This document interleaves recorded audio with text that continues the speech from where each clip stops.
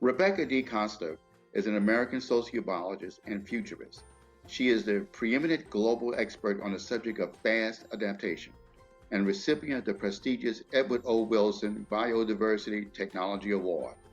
Her career spans 4 decades of working with founders, key executives, and venture capitalists in Silicon Valley. Costa's first book, The Watchman's Rattle, A Radical New Theory of Collapse, was an international bestseller. Her follow-on book, titled On the Verge, was introduced in 2017 to critical acclaim, shooting to the top of Amazon's #1 new business release. Costa's work has been featured in the New York Times, Washington Post, US Today, San Francisco Chronicle, The Guardian, and other leading publications. Thank you for being here with us today, Rebecca. And with that, I'll turn it over to you. Go. Well, thank you. And first of all, thank the organization of AIR for putting together this amazing virtual conference. Third go. These are unprecedented times, and it's the perfect opportunity to talk about fast adaptation. So let's dive in together. What can we learn from COVID-19, the dot-com and mortgage financial crises, a dangerous climate change, the collapse of the nation's currency, or even a sudden violent attack? Well, we can learn that there are two things that occur simultaneously, suddenly all at once. What's happening? How do we decide?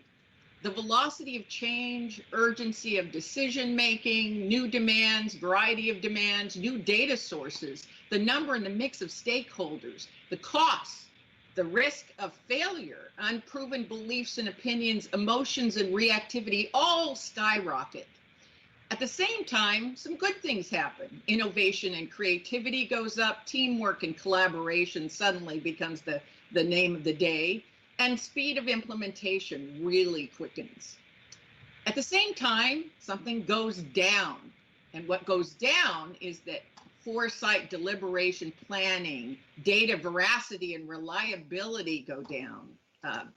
Approvals, optimization, income, resources, historical relevance, safety, leadership, bureaucracy, competition, and decision time also suddenly go down.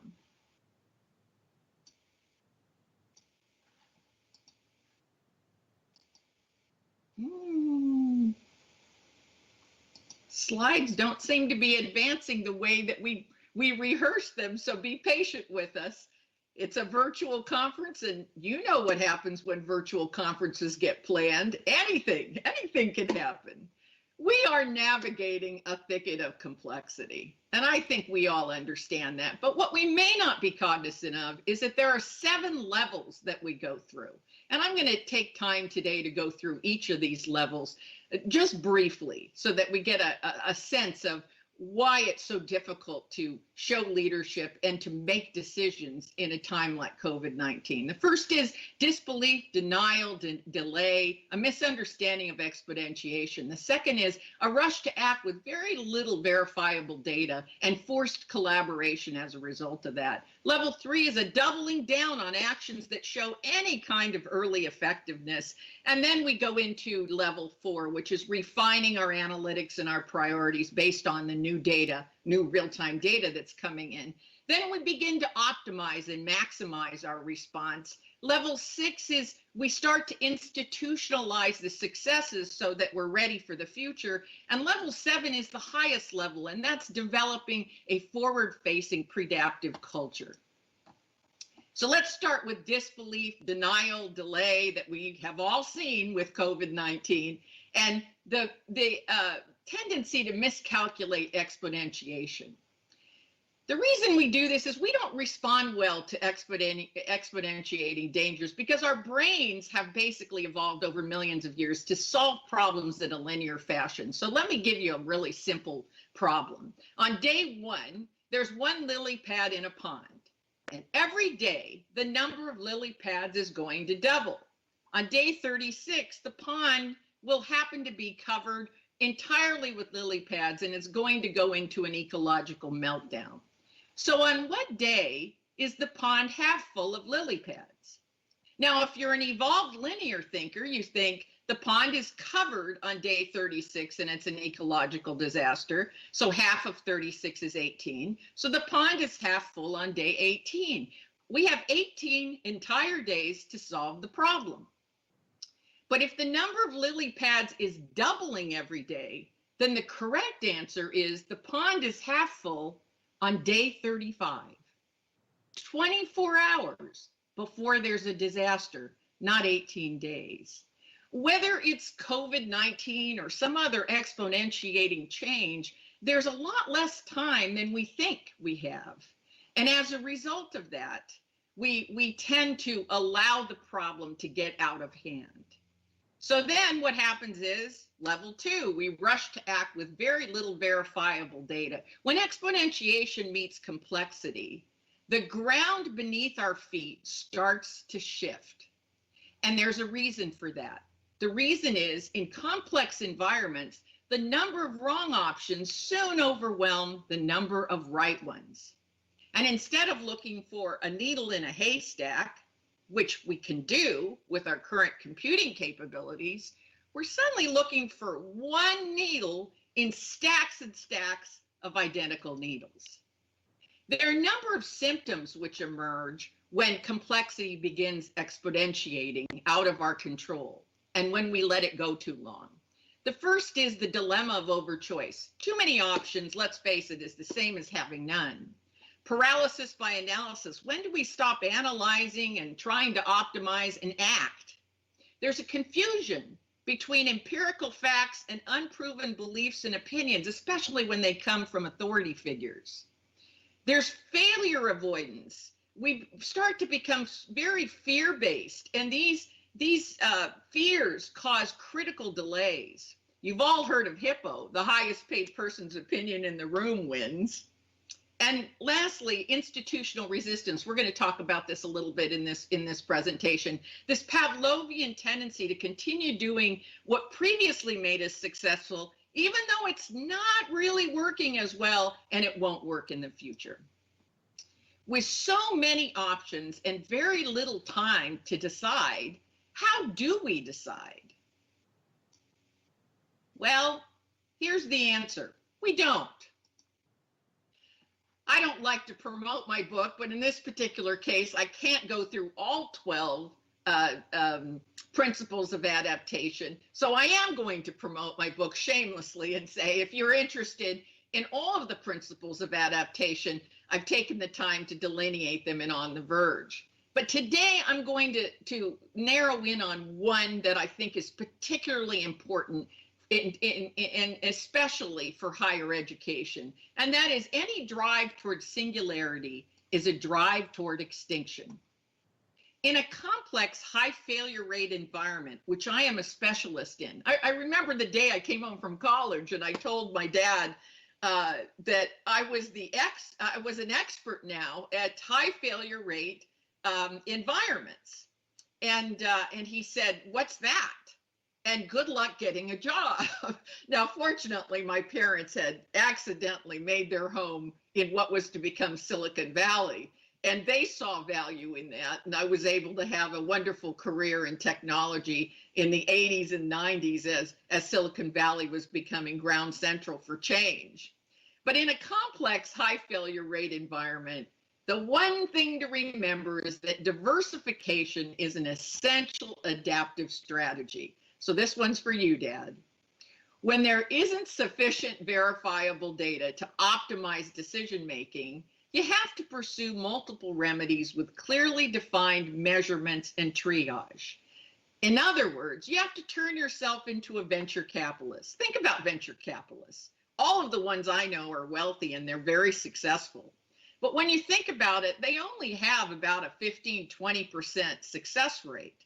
The rest of the failure they accommodate in their business model. And why did they do that? Even with all the resources they have and all the due diligence they have about emerging technologies, they can't call it on the front end. And you can't call it on the front end either when the environment is shifting this fast. There isn't enough data to make the right choices.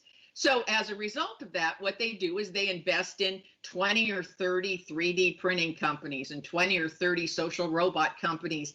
And then all of those companies get round one financing, and then they look very carefully to see the progress that the companies are making. And then there's triage time. Very few get round two funding, and even fewer round three. So instead of trying to call it right and taking just one choice on the front end all the way through to completion, they use what's more of a funnel with clear measurements and clear areas for triage. There are two types of diversified innovations and responses to fast-moving change. One are market-driven and the other are moonshots. In market-driven, those are rapid development. Those are things like close the campus and remote learning. Those are things you do immediately. They generally have no regulatory requirements. They can be done within 0 to 6 months, almost immediately. They're very low failure, low risk possibility, very low investment, fast market adoption. You don't have to educate people about what change you're making. Quantifiable ROIs and market impact, minimal margin impact, low or no threat to current services. And they're very reactive. You're kind of chasing what the market needs and will respond to. And they offer very short-lived differentiators or advantages. Moonshots, on the other hand, always require some kind of regulatory permission, undetermined schedules and outcomes. They're very high failure, high risk, high investment, slow market adoption. You have to educate the market and go make the market in many cases, unquantifiable ROIs. They command higher margins, but they do cannibalize existing products and services. That's one of the hallmarks of a moonshot. So let's look at the United States government, their diversified response to COVID-19. Okay, we have an emergency. What are we doing? Well, if you look at their market-driven response, it was social distancing. We could understand that. Everybody stay 6 feet apart. You don't have to explain what 6 feet is. You don't have to explain why you need to do it. You just tell people to do it. Shelter in place, the task force, checking temperature, hand washing, masks and gloves, disinfecting surfaces, closing public institutions, air travel from infected areas, the CARES program, daily press conferences, hydroxychloroquine, call for volunteerism, the Defense Production Act. Look at all the things that they did immediately. And then along the line of moonshots, they said, hey, we've got an all-out program going to develop vaccines. We're going to have our scientists collaborate with scientists abroad, and we're going to develop a vaccine for COVID-19, as well as an all-out effort for fast, easy, economical testing, including home testing and new treatments and pharmaceuticals as well. What did higher education do? A lot of market-driven programs were instituted immediately. Closed campuses, remote learning and teaching, pass-fail grading, online counseling and academic support, disinfecting services on the campus, temporary furloughs, student financial assistance, off-campus housing assistance, social distancing for graduation ceremonies. Those had to be put together overnight. Reducing budgets because there's income uncertainty, housing and tuition refunds were done by certain institutions, and lots of online student surveys and kind of check-ins, if you will. Moonshots? I don't know what the moonshots are. I think that that's going to come very, very soon. But let's remember that a moonshot can't have an expectation of always succeeding. Remember the funnel. You're going to have a lot of moonshots that are not going to make it to round two. But the more diverse the opportunities are for a moonshot, the better off you are, and the more likely you are to come up with something very innovative and something that works. Now, along the lines of failure, I'm gonna make a little detour here. I'm not talking about all types of failure. According to Dr. Yammer Hunt, there are basically 6 types of failure. There's abject failure, which is like mortgage-backed securities and Theranos. It's an utter disaster. You never come back from it. Structural failure, it cuts deeply. It's like Windows Vista. I mean, it doesn't do permanent damage. Glorious failure is going down with a blaze of glory, like the Jamaican bobsled team. You know you're going to fail. Might as well do it with style. common failure is simple things like running late or you forget a meeting, you overcook the dinner, no major consequence. But there are two types of failure that are absolutely necessary in a fast changing environment, and that is version failure. These are small failures that lead to incremental improvements over time. They give you clues as to what direction you should be going in. An example of that would be the Linux operating system. And predicted failure. Failure that's recognized as an essential part of process. As an example, prototyping. There are some things we have to prototype. We can't get around them. We might do it in 3D on a computer, but we still have to do it. And anybody who's raised children understand that failure is a part of that process as well. Now, when it comes to fast adaptation and innovation, institutional resistance is probably the biggest obstacle that you're going to face. And the reason for that is very, very clear. We're hardwired to repeat the things that previously made us successful, even when those things stop working at all. That's just how humans are hardwired, and it's in our DNA, and we want to keep repeating the same mistakes over and over again. So my question for you would be, what is our moonshot for on-campus housing? How are we going to treat that in the future? For remote teaching and learning, for fees and funding higher education, that's shifting as well. Now on level 3, we double down on actions that show early effectiveness. We refine analytics and then prioritize in a different way based on new data on level 4. Let's look at the US government, its market-driven programs.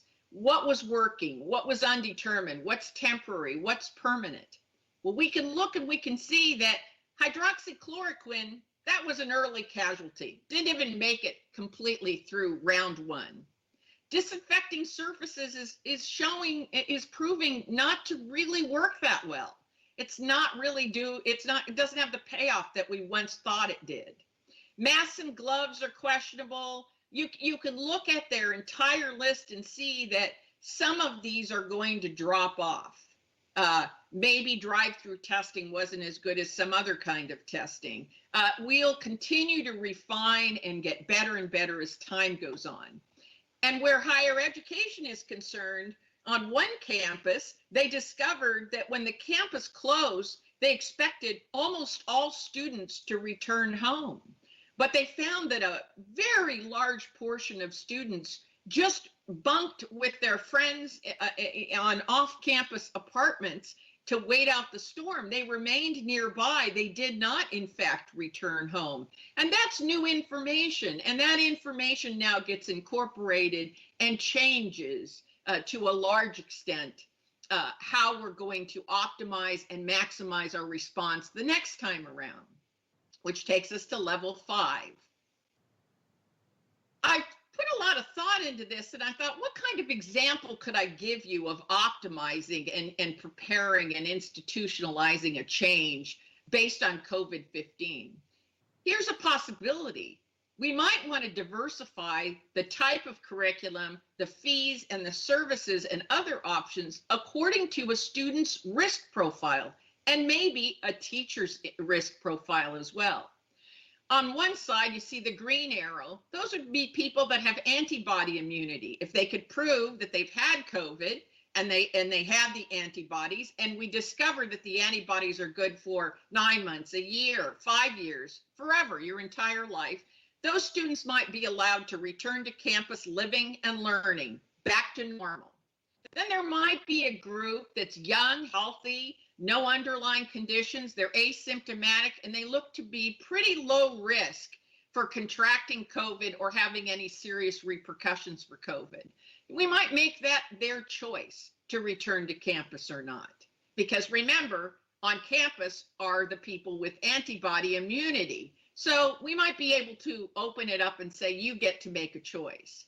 But for people who are older students, or people that have underlying health conditions of any type, we might need to prepare some kind of remote learning, a different curriculum, a different fee structure.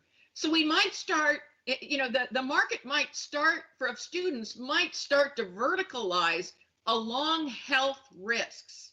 That's a really revolutionary idea, but COVID-19 might allow us to move in that direction. Level 6 is institutionalizing successes for future readiness. Remember, the greater the diversification, the more options there are, and the higher the adaptability. When it comes to learning, we have all kinds of choices. We have everything from standard remote learning using a computer. Everybody's pretty much doing that already, to personalized teaching robots. This is little Einstein, that's an AI-driven robot, costs about $300. So these social robots that are AI-driven have really come down in price in a shocking way, and I think many institutions may not be aware of that. There are avatars that we can use. Each student can have their own avatar to protect their privacy. Robotic teachers, we'll talk a little bit more about that when I talk about robots. Virtual reality and augmented reality. So there's a lot of technologies that can come to bear to help us diversify the way in which we teach to different audiences of students. Level 7 is the highest level, and that's to develop a forward-facing, predaptive culture. Now, to this point, I've been talking to you about strategy. How do we make a decision when we're under fire and there's very little data? And strategy is important because there has to be a to-do. You need to take action. But as Peter Drucker says, culture eats strategy for lunch, and truer words were never said. You've got to have the kind of forward-facing culture, a culture that doesn't penalize failure and risk-taking. You have to be able to develop that because AI and predictive analytics are actually forging and paving a way for a dramatic culture of shift. And the reason for that is that predictive analytics doesn't just connect dots.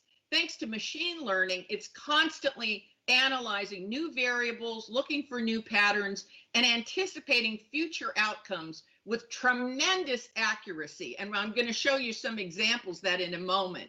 Most of you are familiar with predictive analytics because you're in the data analytics field. Some of the uses, of course, for AI and predictive analytics are for modeling, for load forecasting, for data, for optimization of processes and assets, customization, automation, and as virtual agents. I'm not going to spend a lot of time going through this, but the slides that I'm using right now will be available to you. So for those of you who've got your iPhones out and trying to take pictures of the slides, I guess I probably should have told you that a little earlier.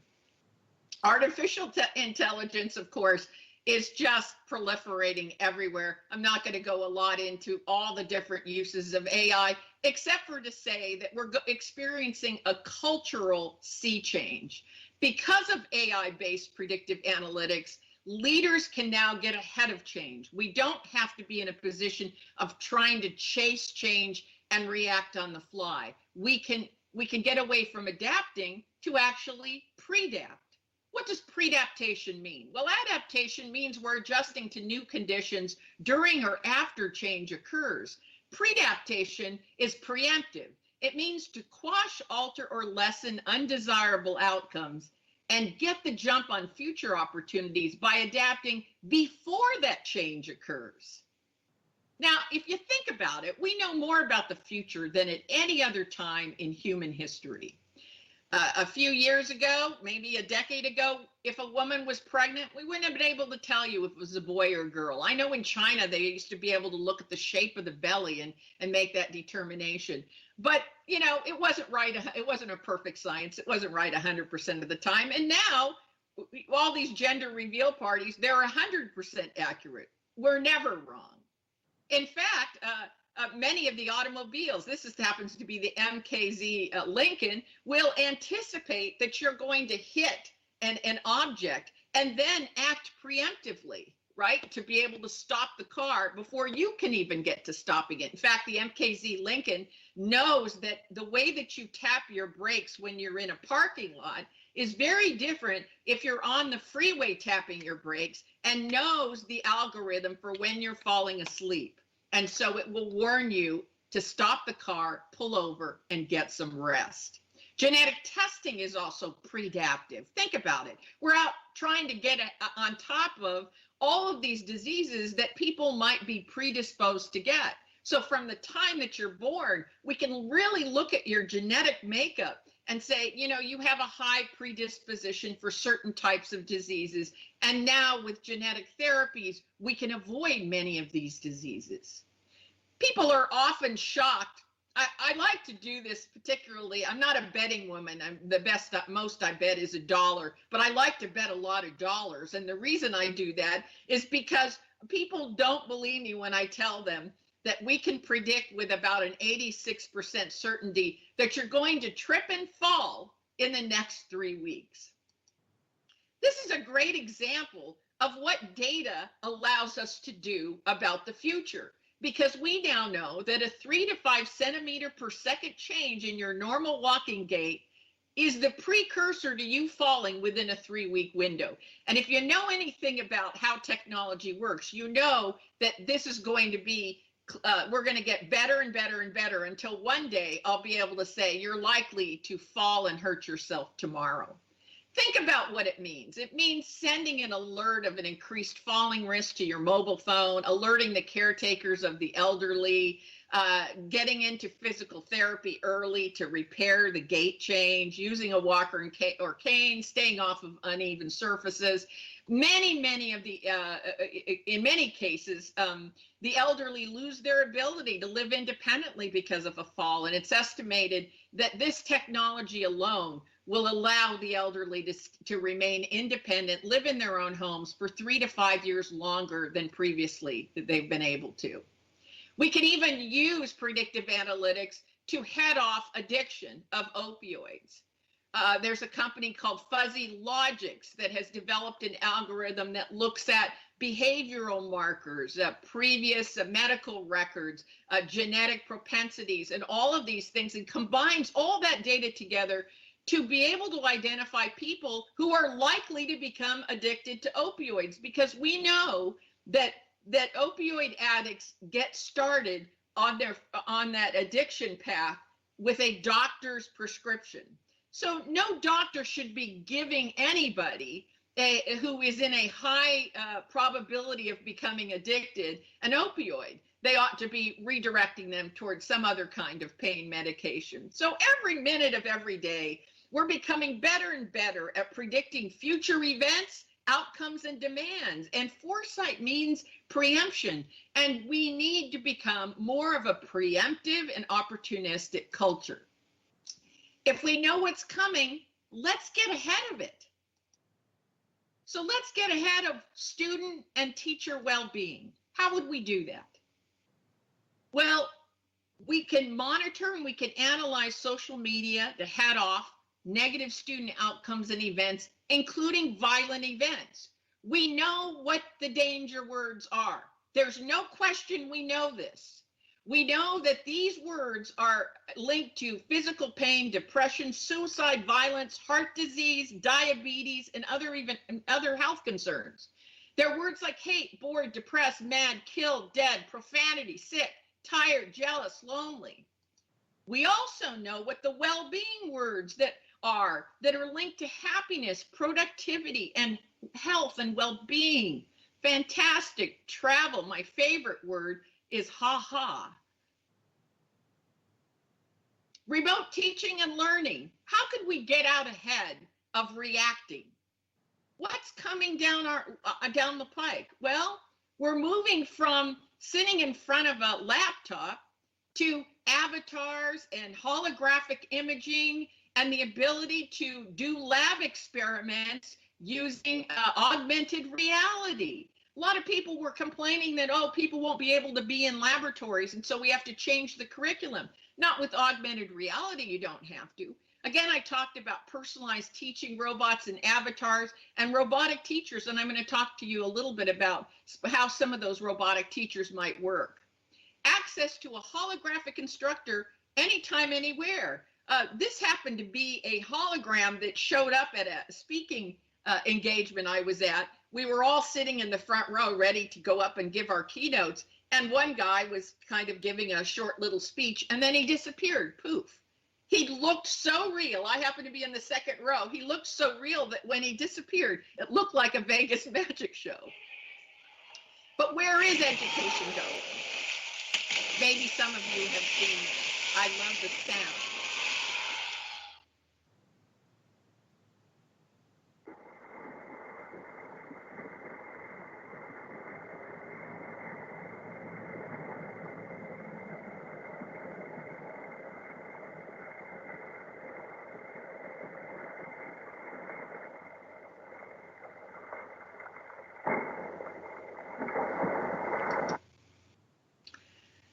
There are 43 muscles in the human face, and this is how humans reveal what is going on internally. This is how we express our emotion, and it's very, very important, particularly in an education setting. This happens to be a classroom on the West Coast where they have facial recognition pointing on every single student. And in the back, there's an actual analytics program running, and it's allowing the teacher instantaneous feedback, letting the instructor know whether the students are dialed in, whether they understood the lesson, or whether the instructor needs to go back over that particular point because it wasn't learned. It's automatic feedback, and it's allowing the instructors to be so much more effective. And also to zero in on students that are being left behind and didn't get the lesson, didn't understand the lecture. In this particular case, this instructor could say, all right, James, you ask a question, engage that student in a way that we can't just visually by looking at students always tell who really understood what was going on and who didn't understand what was going on. It's also a very powerful technology, particularly when we're dealing with students remotely. We can detect dishonesty, exaggeration, deflection, pain, confusion, and students would just simply sign a waiver as they do a photographic waiver to basically say, yes, I give the university or the college permission to use facial recognition software. Think of what kind of information that would give us, as well as in these using these digital collaboration tools like Teams, Slack, and Zoom. We use all of these, and think about having facial recognition give you information about what students are really engaged, which ones are not, which ones understand the content, which ones do not. It just allows, it's a pointer, if you will, and gives you feedback in a way that you would not have gotten otherwise. Energy, 76, now that might seem like a really curious thing to bring up, but 76% of the top utility executives in the US believe that there's going to be a cyber attack on our electrical grid within 5 years. That's not something you can ignore. So we need to start thinking about how would we power our campus? How would we take care of our on-campus students? Where are we going to get this power from when a grid failure occurs? Because I don't think it's if it will occur. I think it is a matter of when it will occur. And of course, don't ignore space-based power. We were the inventors. NASA invented space-based power. And I'm not going to go through all the details of why it's very important, but it really allows us to get unlimited electricity and power without any atmospheric interference. The Japanese Space Agency, JAXA, is working with Mitsubishi Heavy Industries, and by 2030, they plan to have 80%, I believe, of businesses and households using space-based solar. So that's something that we should be aware of, cognizant of. We need to be aware of all these cheap, low-cost sensors that can measure absolutely everything from the stress that a student is feeling to their impact, to their movements around campus. And of course, let's not forget these smart cities that are building sensors into the sidewalks, into the buildings, into the balconies, so that everything can be measured. And you know, this isn't such a bad idea when you're thinking about constructing new buildings or moving to new facilities. is how can you embed these sensors into the actual campus itself? And of course, edge and fog computing, all of you are aware that more and more of the actual calculations and processing is moving toward edge devices away from centralized computing. Even so, it's still a new concept, and people are still getting their arms around how to do this in a secure way. Quantum computing has been around for a little while, but I will tell you what I'm excited about is that I just heard about a seminar that was given to members of Congress in the Senate, in the House, and also at the White House about quantum computing. So it seems as though our government might be ahead of this particular computing change. There's a difference between classical computing operation, which is what we do today, and quantum computing operation relative to the actual technology used. Quantum computing is based on the fact that atoms can exist in more than one state at the exact same time. Now, you'd have to be a physicist to really understand how it works, but the most important thing we need to understand is that multiple calculations can happen simultaneously as opposed to in a linear fashion. How much faster? D-Wave Systems did a little test, and they asked 10,000 taxis to calculate the fastest and cheapest way to get to the Beijing airport. And classical computing took about 45 seconds to calculate those routes for 10,000 taxis, and quantum computing took fraction of 1 second. Now, having said this, I bring this up because there is really no technological bridge between classical computing and quantum computing. That's hurt the spread of quantum computing, and it has slowed classical computing down. We're going to have to make the switch at some particular point, and I think that it's going to be rather dramatic. Data security. There's so many different security packages out there, but one of them that I did want to bring to your attention is zero knowledge proof. It's the ability to determine that a single attribute about an individual is true without getting any more of their information. So in other words, I could verify that someone I'm talking to is 18 years of age without getting their birthday or getting anything else. I don't even get their name. I just know they're 18. Or I could verify there's enough money in the bank to complete a financial transaction without finding out the balance or the name of the person. That's all. And of course, blockchain has never been more important. You all know what blockchain is. It's an immutable ledger across a network of computers with no central authority. And never before has this become more important as we're all sharing data, all kinds of data, including very proprietary and sensitive data across the internet as more and more people are working from home. Blockchain technology is very good for security, for quality assurance, for accounting, for smart contracts, and peer-to-peer transactions. Online fabrication.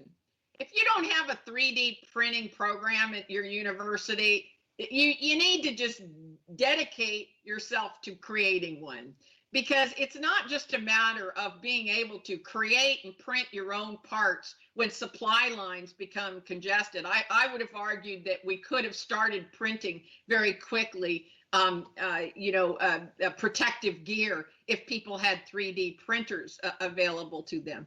We're moving to a place where we're doing everything from spinal implants, foot implants, those kinds of things, but also nutrition on demand, 3D printers inside of on-student housing that can print pizzas and customize nutritional drinks to add to the nutritional benefit of the students, as well as thinking about custom living and office furniture inside of the different facilities on campus. The first 3D printer has been approved by the FDA to produce an epilepsy pharmaceutical. And so on campus, if you can't really get access to pharmaceuticals, in short order, you might want to have 3D printers there that have the capability to create these pharmaceuticals for you. This happens to be a building that was created in 12 to 24 hours using a large format Vulcan 3D printer. I don't know of a student or a faculty member that wouldn't love to have this home.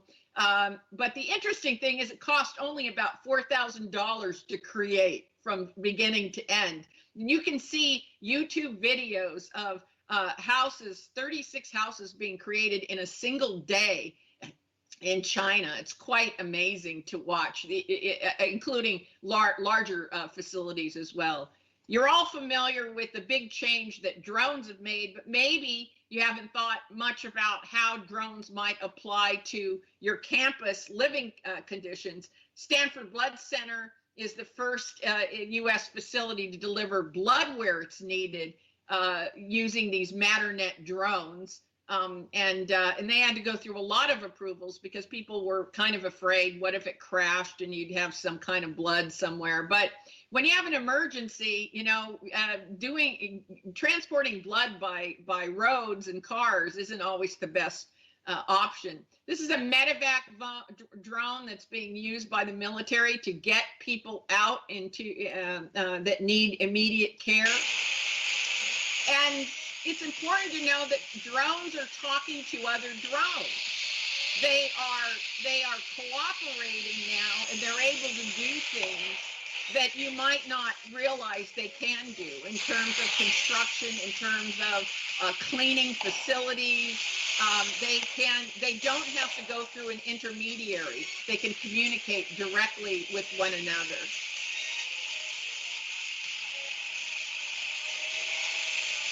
There is no one coordinating those drones, including these cooperating rescue drones that are now being used in Scandinavian countries for dangerous rescue operations. Social and other robots, you've probably seen a number of robots in healthcare facilities. They're doing everything from lifting because, you know, it's very taxing on the healthcare workers, but also taking people's temperatures. But more importantly, social robots have arrived, and these social robots have the ability to use facial recognition and be able to respond directly to whoever they're speaking to. The neat thing is that they never forget anything that the person they're interacting with tells them. So 20 years from now, I could run into Sophia, the first AI-driven humanoid. I happen to know Sophia. I've spoken on many stages with her. She's prettier than me and smarter than me. So I'm inevitably going to be replaced very quickly soon by AI-driven robots that are fantastic speakers and really can dial into what the audience wants to hear and wants to learn more about as well. And you can kind of see she has synthetic skin. All 53 muscles in the face move and operate. And she's quite likable. You do actually forget that she's a robot after a while. She's very conversational and quite likable.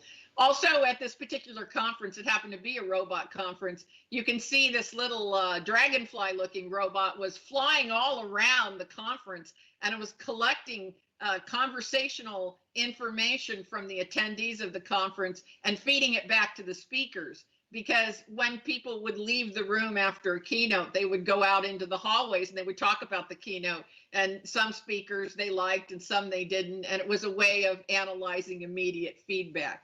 Also, think about intelligent robots. There's a whole family that's coming out. This happens to be a heat-seeking robot that can be used indoors or outdoors, and it immediately detects that there's a fire, goes out and extinguishes the fire. It might be something fabulous for student housing and other facilities. So there are robots that are nanobots. There are robots that are more like the fire extinguishing robots. There are also very, very large scale robots. This is a robot that's stabilizing a hill behind a building in Italy.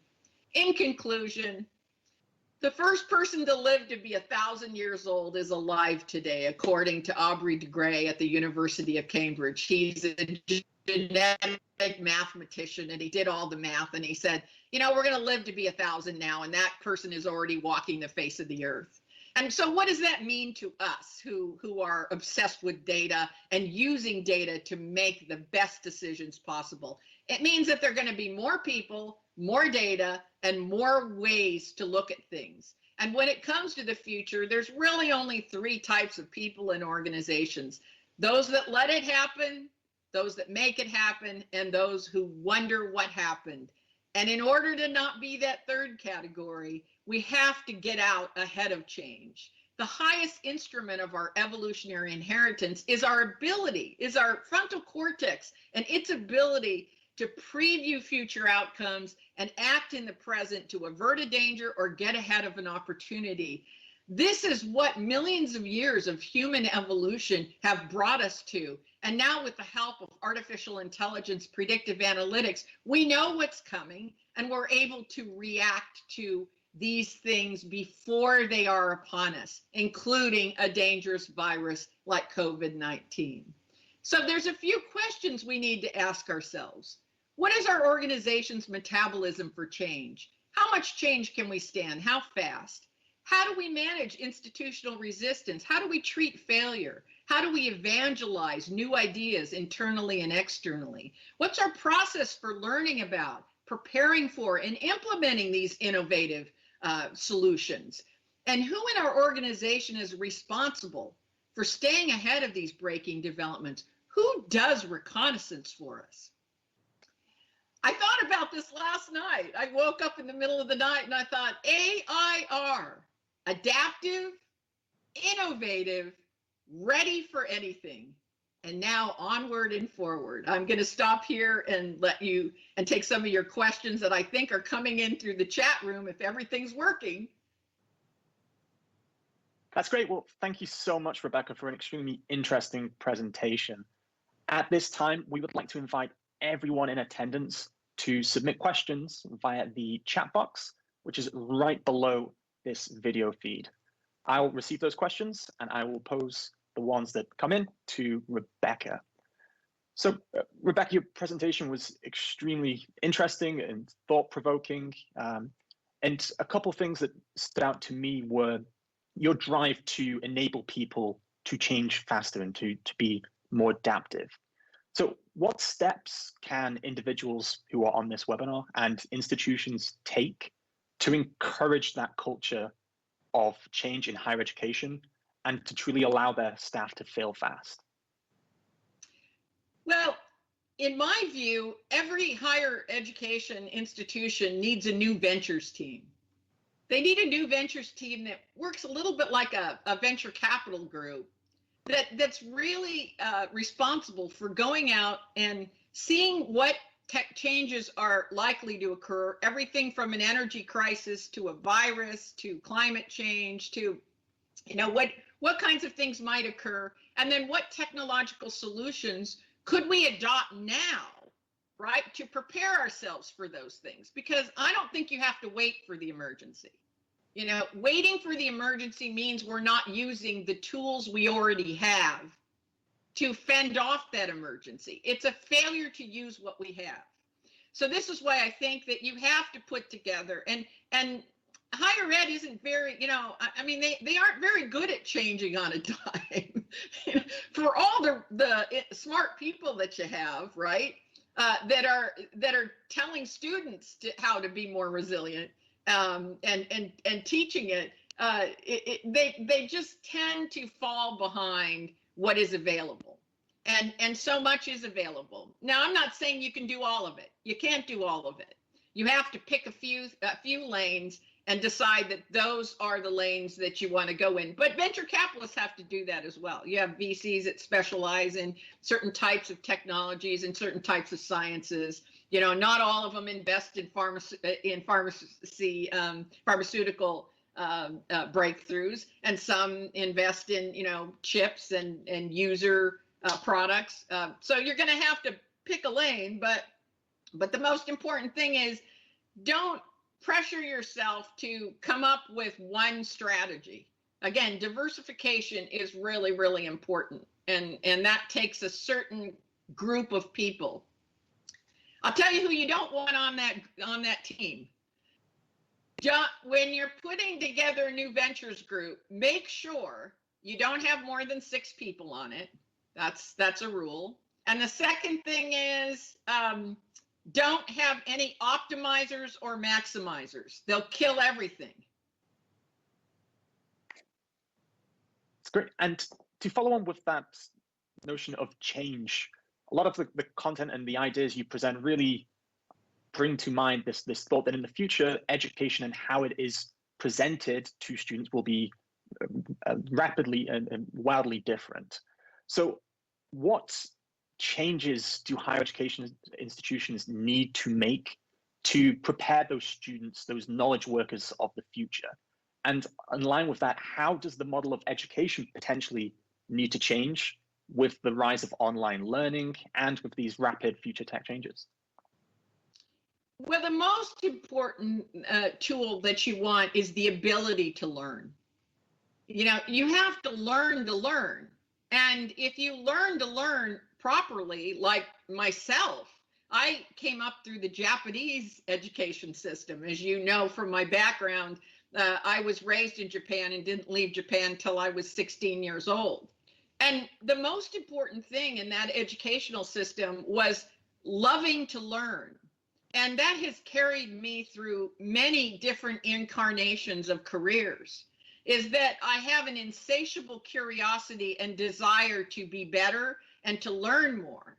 And if you can give that to students, if you can teach them how to learn, and that learning is part of your life, then I think that what happens is that you're resilient enough to, you know, a lot of people say, let me tell you a personal thing, because I always think personal stories are way more interesting than data, even though I'm a data wonk.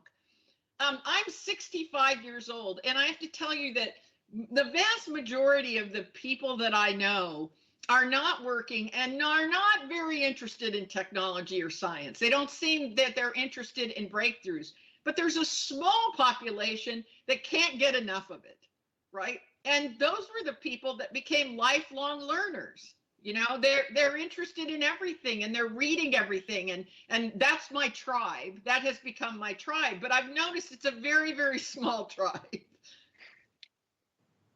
That's great. And if we truly are going to see individuals in our lifetime live to 1,000, I'm sure there are going to be many chances and many times that we're going to have to potentially reinvent ourselves. So definitely necessary. How else would you do it? If you're going to live to 1,000, you're going to have many, many, many careers. And how you start out in life is going to look anything like your last days on the planet. So we have a question here from Vic in the chat box. And Vic says the AIR keynotes of the past 2 years. So we had Kathy O'Neill and we had Trisha Wong. One of the inherent biases in predictive analytics. What is your view on how we ensure that we do not reproduce or further conflate these inequalities or inequities? We have to be very, very careful because they are very real. So right now we're going through a period of reawareness relative to racism. And I'm going to give a very specific example where AI would carry racism forward. If the vast majority of people who are incarcerated are of a particular race, that would get factored into an AI model. An AI model is going to take all the data, right, and factor it in. So now we have almost, I think, 60 or 70% of the judges in the United States are relying on AI types of algorithms to make recommendations for arraignment, right? So judges now are turning to these algorithms and saying, make a recommendation during arraignment, whether this person should be given bail, whether they're a danger, what the bail should be. And instead of relying on maybe some personal bias they may have, they've now turned it over to a computer as though the computer wouldn't have that bias. However, because of the bias in incarceration already, and that getting factored in, the recommendation even to the judge will be biased along those lines. So we have to be really careful about when we construct these algorithms, right? To look at the data and make sure that the data going into the algorithm itself is not already inherently biased, and then cleanse that. Does that make sense? It sure does. Yeah, that makes great sense. And another topic throughout your presentation was about becoming more uncomfortable with risk, and just I think in general being more uncomfortable to work through certain things in certain situations. But we have a question here from Leah in the chat box, and it asks, how do you encourage people to become more uncomfortable with risk and to start on that path and to know it's okay and that it is necessary? Well, I don't think you can make anyone comfortable over anything. I think they have to experience the upside. And when they experience the upside, it desensitizes them to failure. So, Edgar Schein, who used to head up the Sloan Management School, he was the first guy to study culture in business and institutional organizations. And he said, you can never really change culture. There's a lot of, really big time consulting companies, I won't name them, and they come in and they say, yeah, we can make your culture more innovative and we can make it move faster and all of that. And you pay them gobs of money and they go away and then nothing ever changes. And Edgar Schein said, that's because you can't really change culture because culture comes from the founders of your organization. And it stays, but you can change how it's executed. And the way to do that is to ask one question at the very beginning, and that is, if there's something you're trying to achieve, ask this question: what is it about our culture that's preventing us from doing that? And when you have that answer, you have a to-do. You have something you can get done. So you have to say, what is it about our culture that's preventing us from moving to drones or preventing us from adopting 3D food units in student housing? In other words, get down to a very specific thing that you want to achieve and then answer what it is about the culture that's getting in the way. And when you're able to answer that and remove that obstacle, cultural change will follow. You don't lead with cultural change. Cultural change is something that happens as you solve problems.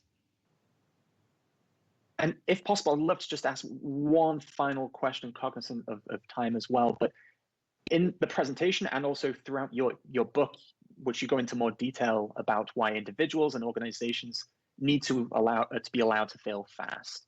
But during the presentation, you gave one example to all of us of facial recognition in classrooms. Improving students' attention. So do you have any concerns that in this attempt to adapt, that we potentially remove some of that necessary messiness from learning and we create a dissonance between the learning environment and the real world itself? No, we'll never prevent failure. It's a question of how much and what kind of failure. Remember that in those 6 types of failure, there are some failures that are necessary. And the human maturing process is one of those. It's part of the process. We don't have enough technology to take my 17-year-old son and make him mature overnight. There's no such thing. Sorry for all you parents out there, but no, it'll never eliminate all the failure. But what it does allow us to do, and what we should be clear about, is that the technologies exist now to head off problems. And we don't have to wait till the problems are upon us, because we're notoriously bad. And I showed you through my exponentiation example, when a problem is upon us, we go through this denial and delaying process, and then we're highly reactive and we're scrambling, and we have no data on which to base those decisions when we're scrambling. That's the worst possible scenario. I dealt with that in terms of a strategy that I laid out for everyone.